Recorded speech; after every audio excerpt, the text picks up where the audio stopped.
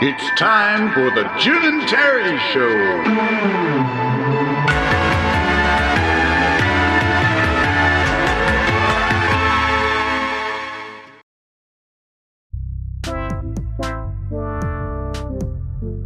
New Year's Eve presentation, all things wrapping up in 2022 and looking forward to 2023 and our potpourri podcast, where we catch it all in a nicely wrapped bag, tie ribbon around it, and send you off into 2023 with an assortment of goodies. All right, Goodie number one. I have a couple of books that I received over Christmas that I'm hoping to get through. One is by the Dalai Lama, which is How to See Yourself as You Really Are, which is kind of interesting because I get tired of looking at myself as I really am in the mirror. I like looking at myself as I want to be. I look at maybe changing the mirror to see myself as I could be, you know, with all my warts removed, all my imperfections ironed out. And you might argue, well, that's what glory is all about. Yeah, well, yeah. We got different approaches, I guess, to it. We got different approaches. There's the Dalai Lama. The other book is a philosophy book. It's The Philosopher and the Wolf. What I learned from raising a wolf pup to its death, died of natural causes, but a philosopher, what he learned about himself and humanity and nature by raising a wolf cub. Wow. So there you go. 2 books for 2023. Is there anything on your list of things that you would like to either A, watch, B, listen to, C, read? I know reading is a challenge, so maybe it's an Audible book or something. What's catching your interest to explore in 2023? Well, 2023, okay, I'll put aside the acoustic guitar that our good friend Gord Evans purchased just recently. What a beaut. Anyways, acoustic, nice, expensive, nice acoustic guitar. Anyways, and what brand? Don't drop a navel. I'd have to go read it. Zach. Okay, he had a Martin, which is a beautiful, I think, yeah, it's a Martin, not a Guild, although either one of those is a nice. Is it a Taylor? No, it's something completely different. So it's now not you're coming with me to the office. We're gonna do it. So you've got his guitar with you? No, I wrote it down. Oh, you wrote it down. Yeah. Okay. I knew I would never remember. My guess would be a Gibson, a Taylor, a Guild. Nope. I'm not sure what else. A Martin. No. Those would be my top ones. None of those names you're gonna know. It's okay. A Zager. A Zager. How do you spell it? Zager. Okay, I gotta look it up. Yeah, and his is a ZAD. A ZAD Zager? ZAD 900 CE. And it's pretty cool because it's acoustic, but he says it's every bit as good as his Martin. Has he got a Martin? Yeah. He's got a Martin. No, he's got a Martin, right? Yeah. Okay, Zager Guitars. And what did you call his? Oh, Terry, why are you doing this to me? I just decided to look it up. ZAD.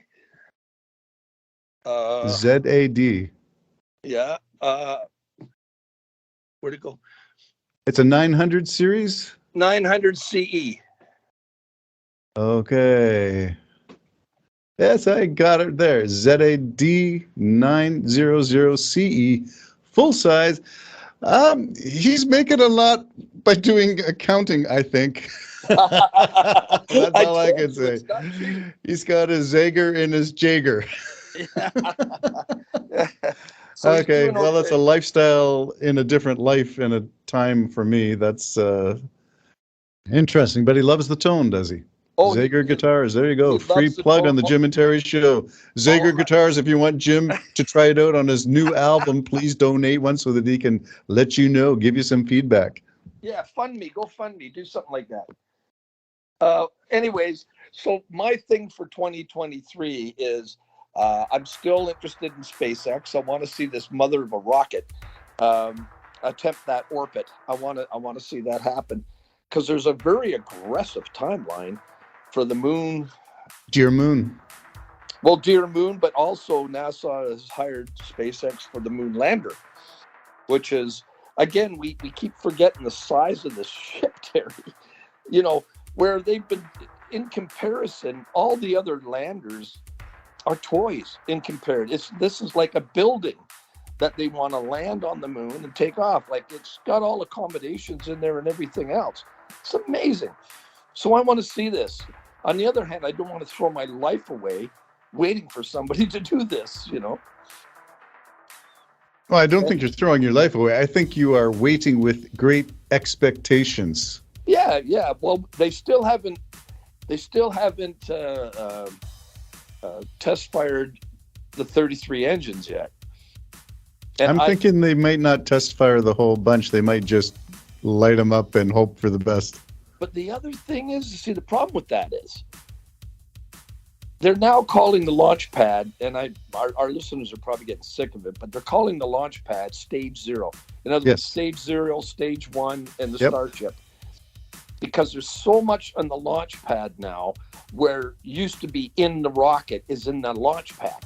So if the sucker blows up on the launch pad, really messes up a lot. Stage 0 has blown up. Stage 0 has blown up. So it looks like he's putting in a flame diverter. It looks like he's finally surrendered and put in a flame diverter. Because again, for our listeners, this rocket is so powerful. It's never tested all 33. It's tested 14. The last test was 11 engines. And again, on a blowing up proof concrete base, blew up. So the engines are just destroying the base. Not the table itself, but the ground, you know, and they keep having to re-pour. After every test, they have to re-pour a new base. So he's finally, it looks like he's putting in a flame diverter. So get those flames to get out through the side, and, you know, I don't know why he resisted so long. I don't know, but surely they would have known the thrust from 33, and these are the 2.0s. Raptors. Yes. Oh, yeah. So again, that's like a 60% efficiency improvement. Well, that's a lot more exhaust to channel somewhere or blow stuff up with. Well, even their test, I think, of the 11 rockets was more powerful than this last SLS. So really? Just the and that's not fired up full. You know what I mean? No. That they're just testing them, see if the engine works. Yeah, they don't have to throttle them full for a test. They just want to see them ignite and shut down. I can't imagine what it's going to be like when they finally go to launch this. And by George, going to have to stop everything to see it. Okay, so my ADA has clicked in. My blanket was upside down. I have to turn it around. We are going to agree, I hope, to get together and watch this thing. Well, that'd be good, yeah. We'll Skype about it after. Yeah, the only thing that bugs me about that is I'll drive all the way to Bob Cajun to watch this thing, and I have no problem. They'll cancel it. SpaceX. It ain't going to go off. All right. Okay. It's not going to go off. They're rescheduling it for Thursday. All right. Well, the good news is you're only an hour away or something like that. So do you think they're going to attempt this launch? I'm hoping in January by the end of the month. Yeah, me too. And I'm hoping they will do it regardless of the outcome, because data is the goal. Not success necessarily, but get the data that you need to know. The first thing I would like to know is that the adhesive for these tiles is actually going to survive a launch and a suborbital reentry at their speeds, whatever the speed is. I was listening to a commentator on it, and for our listeners' sake, they have heat shield tiles on one side of the Starship. And whenever they test the rockets, some heat shields fall off. But one of the reasons that is happening, Terry, and I didn't even think about it, is because the rockets clamp down. The vibrations out of this world, because it wants to leave and it can't. So once you eliminate that, maybe those shields won't come off because it's a smoother ride up. Well, I think you saw when they tested the 11 engines, which is the most they've had so far, that there were fewer and fewer, and they keep on adjusting. They had scaffolding up around it. So I think they're nailing that one down. But vibration, it will be different energy when it goes vertical. There won't be the constraint. You're right. Yeah. So there's that. The other thing I was thinking, since the Starship, which I got to point out again is like a 747 on top of a rocket, since that is not going to have a payload, do they need all 33 engines to put that into orbit? No, which means that it's possible for them to have less than that and still do the test. And still do the test. So Yep. I wonder, maybe they should do that. Now, have you noticed that Booster 9 has been getting thoroughly vetted as well? And that's the one that's got those coverings down the side for all the tubing that goes down the booster. Yeah. So maybe they will skip Booster 7. It's done all the cryo tests, but throw up Booster 9. Maybe it'll be Booster 9 in Starship 7. It might, yeah. And you know, I like the way he goes forward. He's a no nonsense man, and that takes great chances And money. And money, huge amounts of money. The good end of it is, for a few $1 million, he'll be able to launch rockets, as opposed to 4.5 billion to launch the same equivalent. Yeah. So here we go. The advantages of Elon Musk prototyping and his reusability scheme. Yeah, and if we could just get him to keep his mouth shut, then maybe everything will be fine. Well, stick to the science, Elon, and forget the people skills because you don't have any. And that's part of maybe his disorder. He's got a problem. Yes. Yeah. So cut him some slack, but also don't give him the reins of something that's in the social media area. Yeah. So, okay, that's So Elon how about Musk. you, optimist? What are you looking forward to 2023? I think I want to see, and forgive me if I don't have this up to date, but have you seen the new Starlink and the size of those Starlink satellites?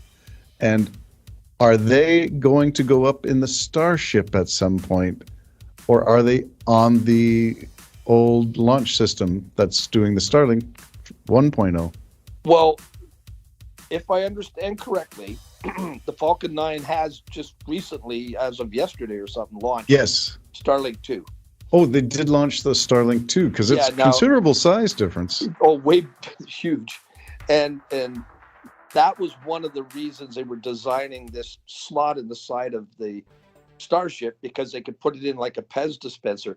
Now, I think it's like 2 tons. Each of those satellites are 2 tons. I don't know. Like it's ridiculous they're big. Amount of weight. Not what we think. We think these little things, no, they weigh a lot of money and weigh a lot of weight. Well, you know what I'm trying to say. Yes, I do. So they're heavier than you think, and they're way bigger. So the Starship is the best way to launch them, because it looks to me like they can maybe launch 10 at a time, or maybe even more. I just like the idea of watching a Pez dispenser work in space. So there's my goal for 2023 is to watch the Starlink 2.0 being delivered in orbit by a Starship Pez dispenser. Yeah, and I'm hoping whenever they get around to firing this rocket, which I agree with you, I'm optimistic it could be in January. I want cameras everywhere. Yes. I want cameras absolutely. Listen, everywhere. Musk has done one thing right, and that's he's allowed us and allowed others to videotape the whole thing. There's been no secrecy, maybe inside the actual engine assembly plant. But outside of that, it's been total transparency. It's been wonderful to see the whole thing from the ground floor up. Rather entertaining. And, for the skeptics and everything else, you got to understand there's like dozens of people making a living now on the internet just because just because of that. All their programs and they got just look at what's his face. What About It moved his whole family to, or was that? No, that you're right. He moved Felix. his whole family to Florida. Yep.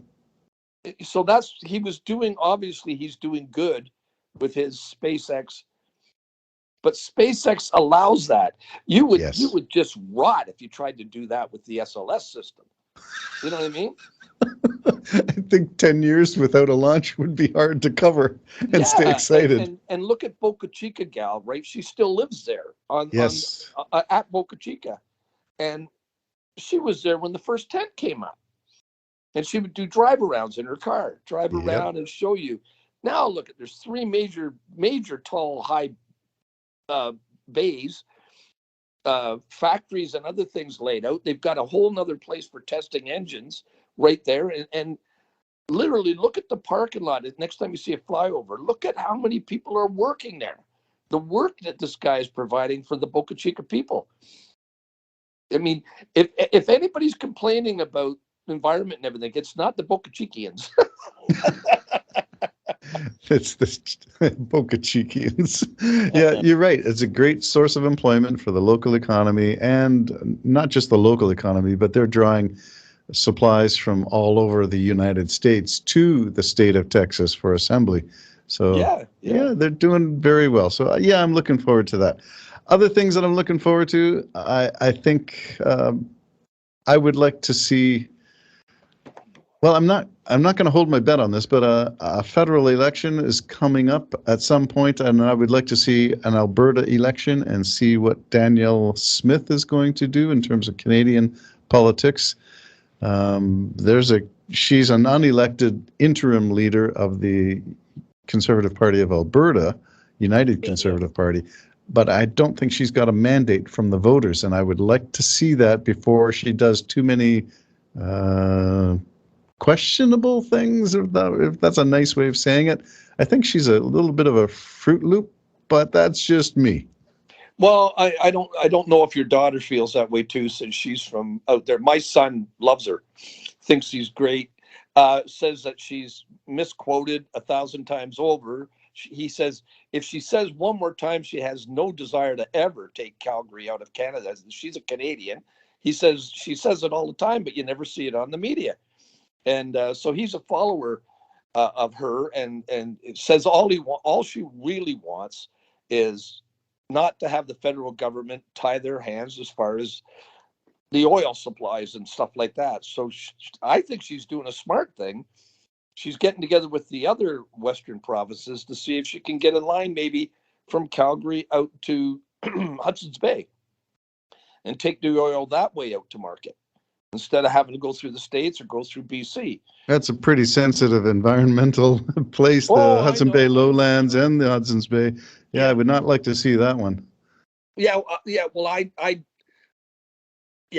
don't worry about it as much as you worry about it. Because I understand the frustrations where you got this gazillion-dollar industry sitting there and nobody wants it in their backyard, but we all still are burning fuels. So a little different approach. But so you just want to make sure that there'll be an election that the people want. Yes, that she be accountable to the public, and whatever the voting says, the voting says. Let the people speak on the issue. There should not be an interim, unelected leader of any province carry on policy changes without approval from the electorate, without a mandate from the electorate. That's just my opinion. No, that makes sense. Yeah, and I don't think she is misquoted myself. I've read a lot of her stuff myself, and I'm following her, again, quite fastidiously with attention to detail, as well as reading interpretations of her reports about her and what she's saying.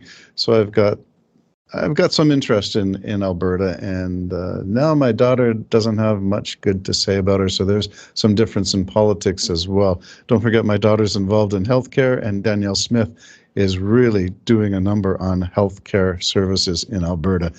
So healthcare, pensions. I can't speak intelligently about it because I'm not following her or studying. I'm going to give her the benefit of the doubt until she is accountable to the people. But from everything I've read, she is a Ted Cruz North or Rick DeSantis, Ron DeSantis North, and I don't like it at all. And I don't like the word sovereignty being inserted in any policy name at all, ever, except by the federal government. So I'm sorry, Alberta, if you're passing laws or making policies that has the word sovereignty in it, it's not for me. I would vote that down myself. Anyway, I'm hoping for some accountability there. Other things I'm hoping for Canada to win the Boxing Day World Juniors IIHF. They lost their first one to Slovakia, I think so, and surprised them out of the gate. First loss, good, because it shakes up a team and gets you back on track. And they came back with game 2 over Germany, 11-2.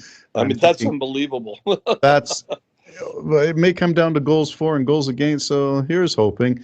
Spengler Cup, it's a rough road for, I always call these guys one of my favorite groups of athletes because they are Canadians who've been, discarded from the NHL, trying to make a living doing hockey in Europe. They're from all over the place. They're not a united team, but they're all Canadian. That's all they share is Canadian. The Spengler Cup, if you get a chance to take in a game, take in a game. I'm not optimistic that they will win anything, but I love watching guys play shinny.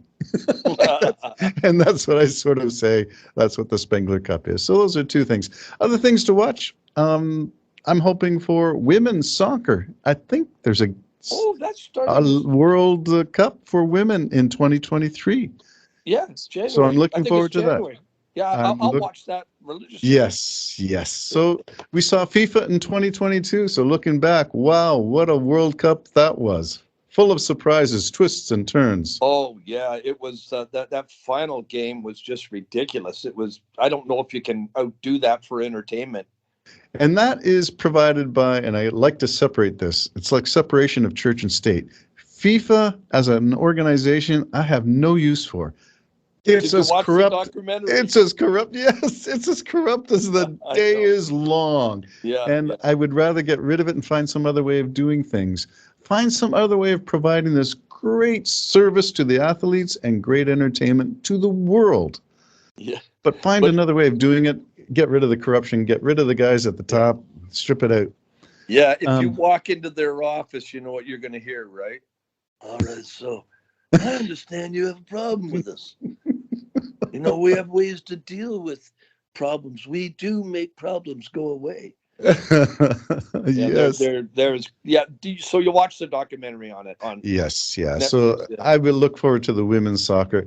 Other things to watch for are Canadian athletes and all sorts of things, including our athletes who compete in other sports that we don't follow. When they have the Olympics and then they have the Special Olympics, and everybody sort of tunes out after the Olympics.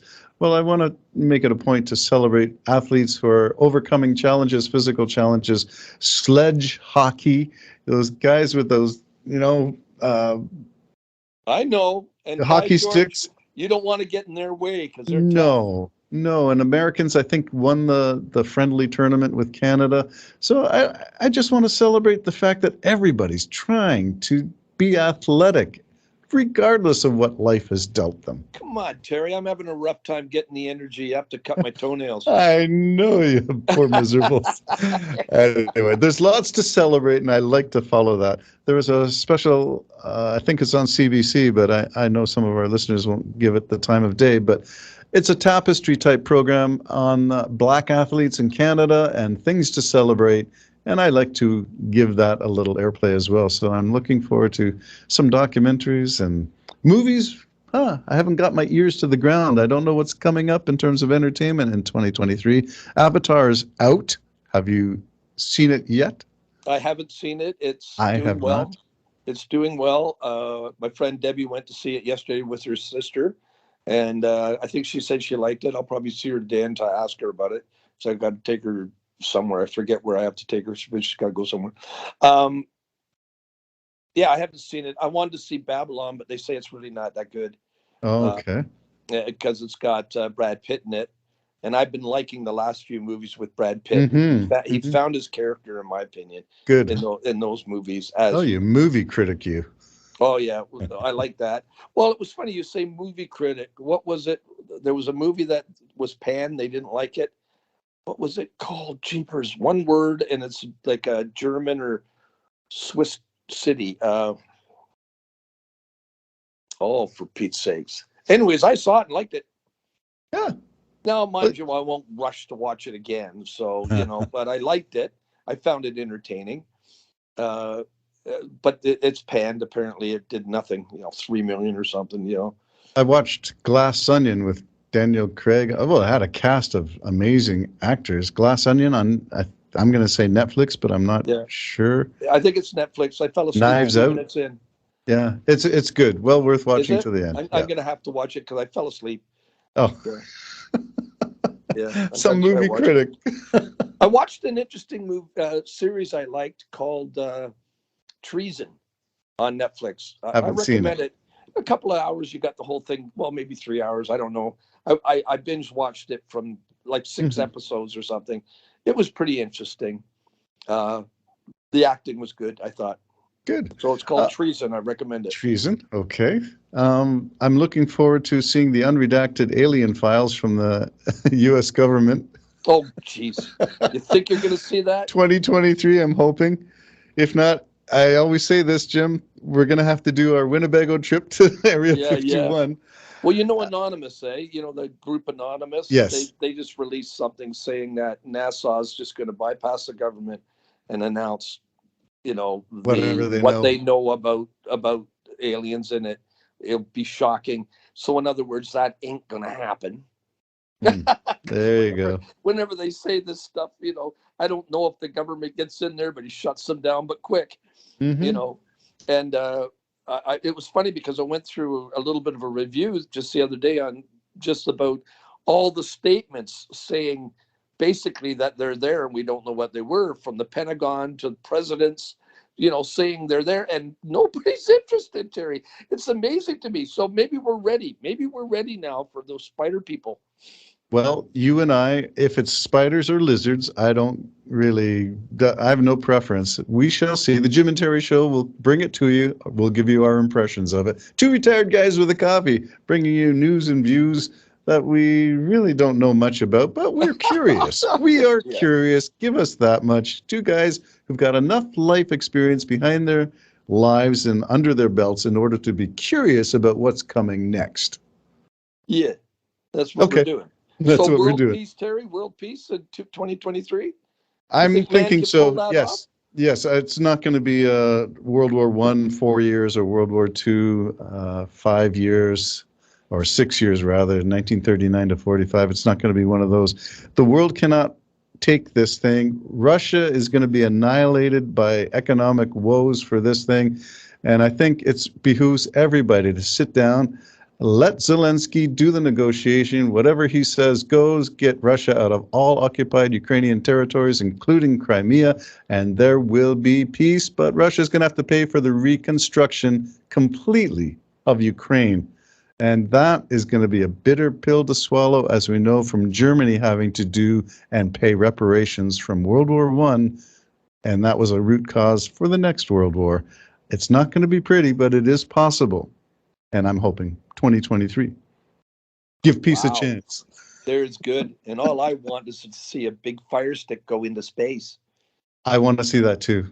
There we go. 2023. All right, my friend, do take care. Good to catch up on you. Yeah. And we will see you in the new year. Yeah. Next Thursday, your house, is that it? Next Thursday is the goal. All right. Unless there's another plague or a virus, in which case, stay tuned. Yeah, well, keep optimistic. Keep optimistic. World peace, no disease, stuff like this. There you go. Cure for cancer. Yeah, all of it. Well, that's another thing we can't talk about, but apparently there's a shortage in the States anyways with cancer treatment medicines. Oh, my goodness. Yeah. And on we go. Yeah. All right. On that wonderful positive note. Salute, Nostrovia. Yes, si vous le comprenez, say what? Merci. Whatever. Bye-bye for now. Bye-bye. Jim and Terry Show signing off. It's been real. A 2022 experience. Yes. Bye-bye.